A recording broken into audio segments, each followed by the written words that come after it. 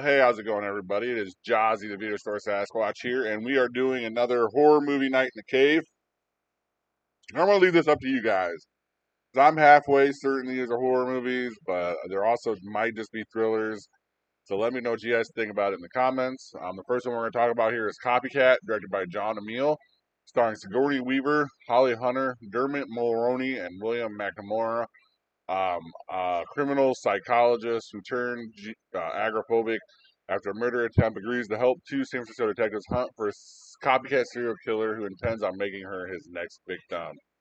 This movie is really good. John Rothman's in it. Harry Connick Jr. is also in it, and Will Patton as well. It's from 1995. It was released October 27th, 1995 to be exact. Had a budget of $20 million. Had an opening of 5.1 million and a gross about 32 million. So I'd say no matter what, it was a hit. Because I don't believe in the double in the budget for the advertisement. I mean, for that movie, it might be like closer to 20 million in advertising. I could believe it, but it's also 1985, so I could believe it was like $5 million and be just as fine. It's just a way for the studios to kind of counteract all the advertisement they're doing and throw it in on the movies for net profits and stuff like this. And then it's also a way for nerds to say that movies that were successful or not successful. This one was definitely successful. It was a good movie. Harry Connick Jr. is a serial killer and he's a redhead in it. He's almost unrecognizable, to be honest with you, from his modern day appearance, obviously, but he is pretty sadistic as a serial killer. Sigourney Weaver, of course, just like awesome as the victim and just an awesome actress.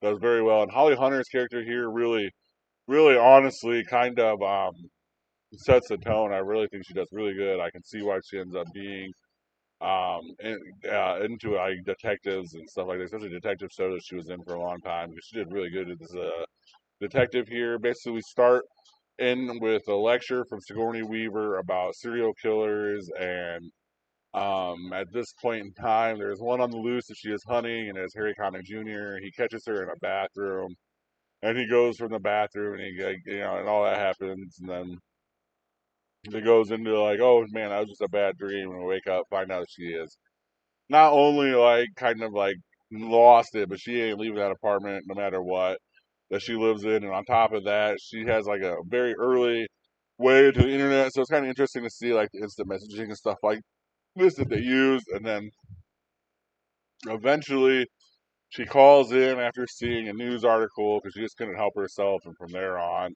she is involved in the case. She gets involved with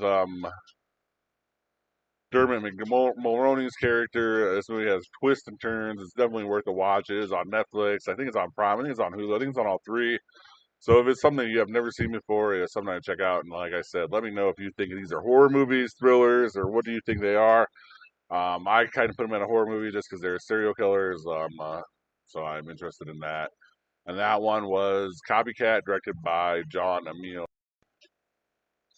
The second one here is Mean Season, directed by Philip Borsos, starring Kurt Russell, Mariel Hemingway, Richard Jordan, and Richard Mauser.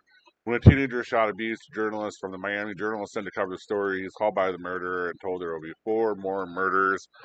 This one I really kind of enjoyed. I don't think this one was like a big record breaker because it had a budget of 7 million, it had an opening of 1.5 million, and a gross of 4.3. Plus, it was in the slated February state. We kind of know what that means from the movie studios and stuff like this. It's kind of weird because it is a Kurt Russell movie, but it is kind of a low budget one. We start with him coming back from vacation and entering into the newspaper, and then we see his girlfriend, and then finally the serial killer calls him and like explains the problem. And from then on, we get a cat and mouse game between the serial killer and him because the serial killer wants to be famous and like known for all the murders that he is doing in this Miami area, and Kurt Russell is trying to figure it out. There's a lot of good actors in this. Honestly, it's something that if you have not checked out, I would check out. It is on Amazon Prime. This one, like I said, this one didn't even make its money back, so I don't even know like what to consider this. If it was like a cult classic, or if it just kind of returned, or if it just kind of popped up on Amazon because on my Amazon list because I just have watch like a lot of these serial killer movies and stuff like this. So it is interesting to see it. It is interesting to see Kurt Russell in a movie like this from 1985, like I said, and on top of it, it is not like an action movie. That's where he's straight acting. He's a good actor, solid actor. Mary Hemingway is pretty good in it. it's just a solid, like, like B movie. Probably, like, I could see it being released on DVD nowadays, and people would enjoy it. It's no special story. There's no like twists and turns going throughout it, but it's pretty straightforward. But it does kind of hide the serial killer's face a couple times before you finally see who it is, and he kind of gets involved with Kurt Russell's girlfriend and stuff like this. So it is worth a watch. It is on Prime, and like I said, that's Mean Season, directed by Philip Borsos. Let me know if you guys think these are horror movies or just thrillers. In your comments below. Thank you guys very much for watching. This was the horror movie Night in the Cave, and have a good rest of your day or night, guys. Thank you for watching. Please like and subscribe. Comment your top movie picks for Throwback Thursday in the comments section, and see you next time in the cave.